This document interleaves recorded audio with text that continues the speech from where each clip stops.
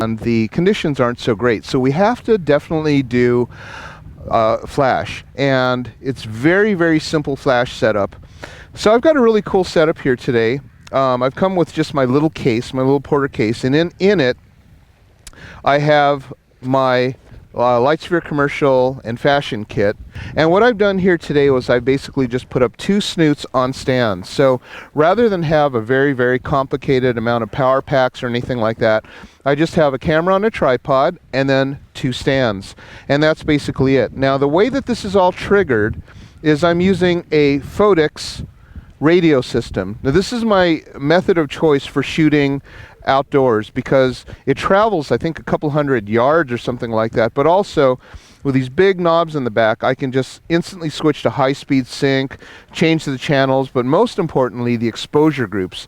The exposure groups allow me to change the ratio of the lighting. So what you have over there on the beach is basically 2 poles with 2 flashes and a pair of snoots, and those snoots are different exposure groups. One's on A, and that's the main light that's going on the face of the model, and the other one, which is a kind of a body light, and that's on exposure group B.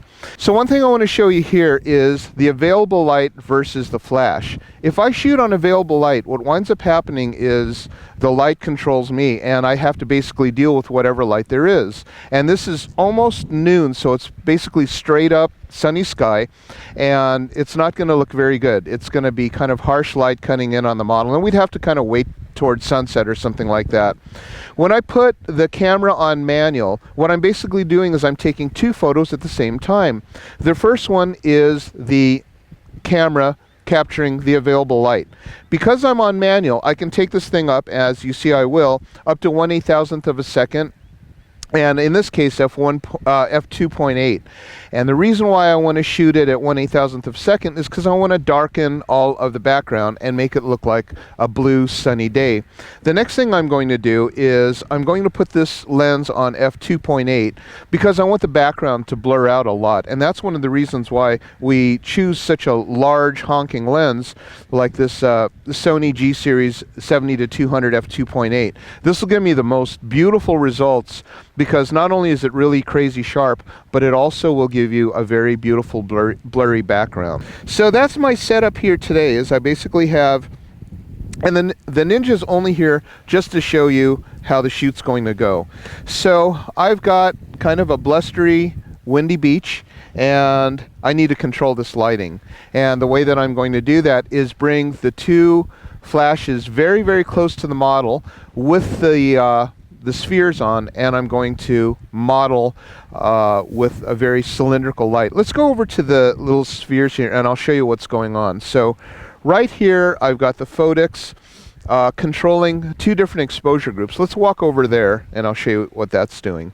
Okay, so what I have here really is just a couple of these stands. This one's a Phottix stand. It's also the same as the Manfrotto 5001B stand or something like that. Let me show you how small it will pack up.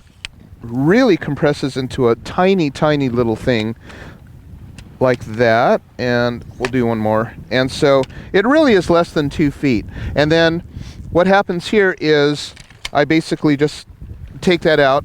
And another advantage to speedlights, like a lot of times you'll see commercial photographers with these big power packs out on the beach. The reason why these are actually better is because the speedlights will sync at 1/8,000th of a second. And a speedlight, one of those large studio power strobes, will not do that because this is actually the dedicated TTL system. What's cool about the Phottix is that it will actually plug into the TTL system and it will control at high-speed sync, and so as if it was connected to the camera. So what I have right here is I've got the receiver unit, and the receiver unit has 3 different groups. Those are exposure groups, A, B, and C, and basically what I'm thinking is I'm calling this B so I can control the amount of power that this gets. This is for ratios.